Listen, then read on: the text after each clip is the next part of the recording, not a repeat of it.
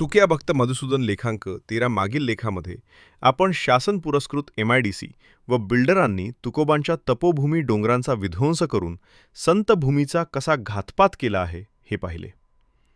भंडारा भामचंद्र पर्वतावर झालेला हा आघात मधुसूदन महाराज यांच्या जिव्हारी लागला. याच कालखंडात सन 2007 मध्ये महाराष्ट्र शासनाने भंडारा भामचंद्र डोंगराच्या मध्यवर्ती शिंदेगाव येथे युनियन कार्बाइड नावाची अणुबॉम्बसाठी वायू आणि रसायन बनवणारी डाऊ ही रासायनिक अमेरिकन कंपनी सुरू केली. त्यामुळे संत महात्मा यांच्या हृदयस्थानी असलेल्या जगद्गुरू तुकोबारायांच्या पर्वतावर खूप मोठे संकट येऊन उभे राहिले.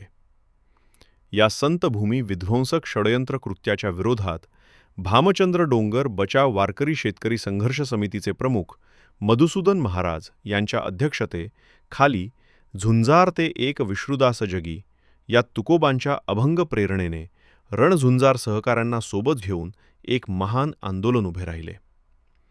अशा प्रकारे डाऊची कुंडली काढून सन 2008 साली अमेरिकन परराष्ट्रीय कंपनी विरोधात या तुकया भक्ताने शासनाविरोधात विद्रोही उठाव केला.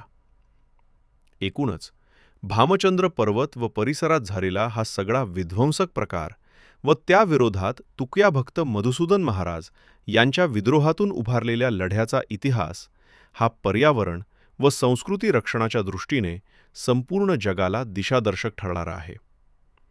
2008 साली तुकया भक्त मधुसूदन महाराज यांच्या नेतृत्वाखाली येथील MIDC अंतर्गत परराष्ट्र कंपन्यांच्या विरोधातील उठावाला पाठिंबा देण्यासाठी वारकरी संप्रदायातील असंख्य वारकऱ्यांनी शक्तीची वज्रमूठ तयार केली.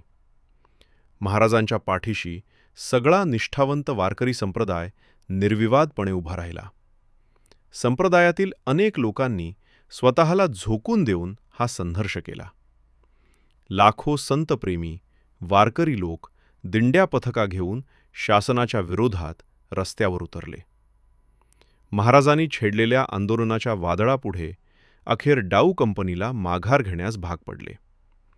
2009 अखेर नागपूर हिंवाळी अधिवेशनात संतभूमी संरक्षक संघर्ष समितीच्या नेतृत्वात धडकलेल्या विराट मोर्चानंतर शासनाने डाऊचा परवाना रद्द केला.